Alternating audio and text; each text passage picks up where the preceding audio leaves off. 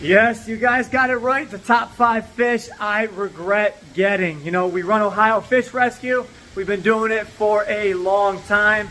So, you know, across the years, we've probably had a few fish that we're like, hey, we probably shouldn't have got that one, or just a bad story. So we're gonna start off with my top 5 fish that I regret getting. So out of all the fish we can possibly name, I'm gonna start off with number 5. And it's going to be some stingray. So if you guys remember, probably 14 years ago, before Ohio Fish Rescue was a thing, we were still at the old house, and me and my dad bought a bunch of breeding stingrays. Well, if you guys remember the story from Monster Fish Keeper, at the old house we had a power outage there. Well, it wasn't a power outage, it was a power, cutoff. Someone was throwing a party, and me and my dad were out at, the Strongsville house getting new tanks set up and whatnot. And someone unplugged the fish room so they can have some lights plugged in for their friends. Little did he know, he just killed about, $30,000 in stingrays. We had big 30-inch black diamonds, beautiful rays. We picked up the one 30-inch girl and out dropped 16 dead babies. Me and my dad walked in this room and we smelled nothing but death. It was appalling. And that day we lost about a $50,000 investment on fish because of one human error, and that was not on our part. But yeah, we wanted to go ahead and quit the hobby at that point, but look where we've made it today and everything we've created. So that was just number 5. You can only imagine what the next 4 might be. Well, let's dive into it. Number 4 is one of our favorite fish. It is an Arapaima. So there was this Arapaima about 4 foot for sale on, Monster Fish Keepers for a very long time. This was years and years ago. The dude couldn't find a buyer for it. We had the means to care for the Arapaima. So I did what I thought was best. This was in LA. I called a shark supplier out there, and he's like, oh yeah, I ship large, 4 or 5 foot sharks all the time. Don't worry, drop the fish off here, pay me $200. I'll pack them up and send them on his way.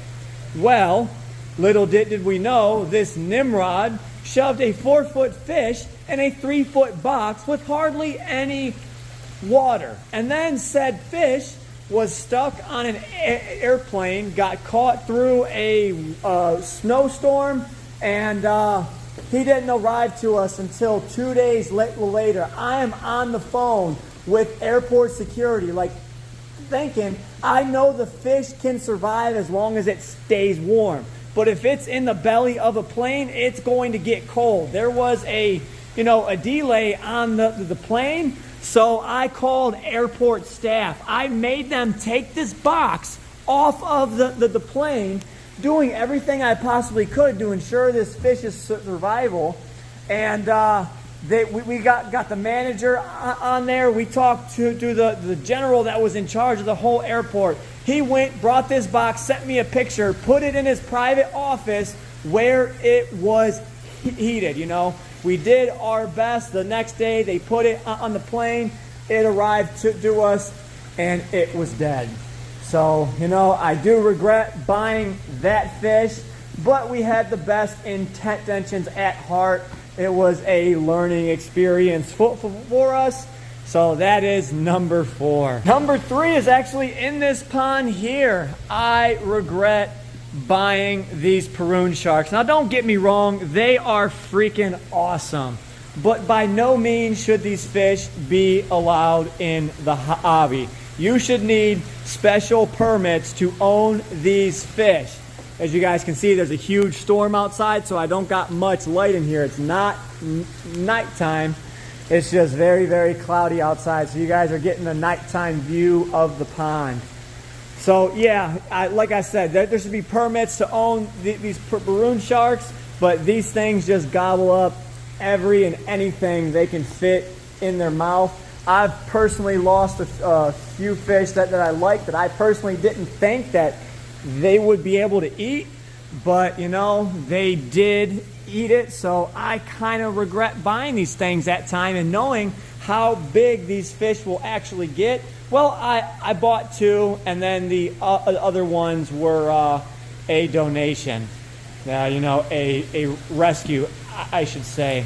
But these guys can get upwards of 6 foot long, and they are going to be a menace to my aquariums. Some of you have been around the channel long enough that you guys will remember the trip to California, the multiple trips to California to rescue fish. And on said trip, my dad brought back a bunch of monster fish. Well, you know, stuff happened on that trip, and he had to stop and do water changes and water changes and water changes. We ended up getting the majority of the fish home, but a few did not make it. One in particular is number 2. That is the Atlantic tarpon. I regret taking that fish. He was a 4-foot Atlantic tarpon. This guy is, you know, about the 2-foot range, maybe a little bit bigger. But man, he didn't even make it but maybe an hour or two down the road before he went belly up, and he was dead. These fish are so hard to transport, but you know what? He was getting out of the hobby, so we tried our best. On that same trip, Rod tried getting his 30-inch Armadas Pyara, the saber-tooth barracuda. These guys are another impossible transport, and he ended up passing away just going a few minutes down the road to Kevin's shop. So there's fish like that, and this is going to lead into number 1. I told you guys these guys are almost impossible to transport when they are larger. So this brings me to number 1. You guys know my favorite fish on this planet. What is it, guys? Oh, is it the goonch? No, it is the Goliath African tigerfish. Now, if I can show you guys, inside this freezer right here is actually the exact fish. So you guys pull him out. That's him in my hand. He's about 26, 27 inches long. It is a Goliath African tigerfish. I want to get this guy stuffed. So you guys remember the video? I told you it is immensely hard to transport tigerfish as well as Pyara and tarpon. So, you know, I did my best. I planned it to a T. I went in there. I moved this fish flawlessly. I netted him out. He didn't have no marks on him. The guy was impressed. I paid him $500 for the fish because I absolutely just adored that fish, and I wanted him so bad. I'm like, screw it, I have the money, just get him back. I want him. And I brought him home. He made the transport just fine. He got home. I put him in this tank right here, and you know, he ended up passing away, probably from the stress of the move. Like I said, they are super hard fish to transport. So if I was to do it again, would I do it again and buy another Goliath tigerfish that size? 100%, hell yeah. Do I regret buying that one? Yes, I do, because I ended up, you know, sending him to do his death. But there's a few things that I could do better next time. So I had the transport flawless. The only thing that I did not do was put him into a solitary tank. He might have been a little stressed out with all of these fish in here. So if for, you know, some odd reason someone calls me up with a rescue tigerfish in the future, I will just go ahead and put him in a solitary tank, because I know I have the means to transport him. It just takes a lot of effort and caring and time. I've got this tigerfish here. I had my last tigerfish that was even larger, and I had no problem you know, transporting him and moving him from tank to tank. Look at that. These guys just splashed over here. There's water dripping down all over. Waves across the top of the tank.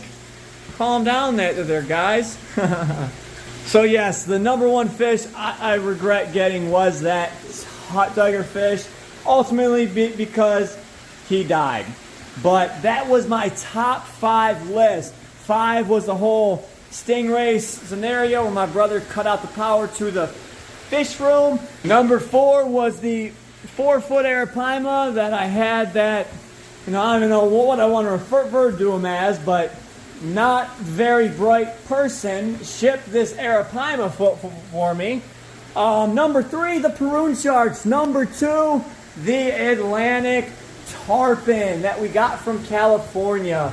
And number 1, we have the Goliath tigerfish that I bought and tried to save, but he ultimately ended up dying. But these guys are so magnificent to keep. I've got my big boy here growing out as we speak. So catch you guys in the next video. Hope you enjoyed. Stay fishy, my friends.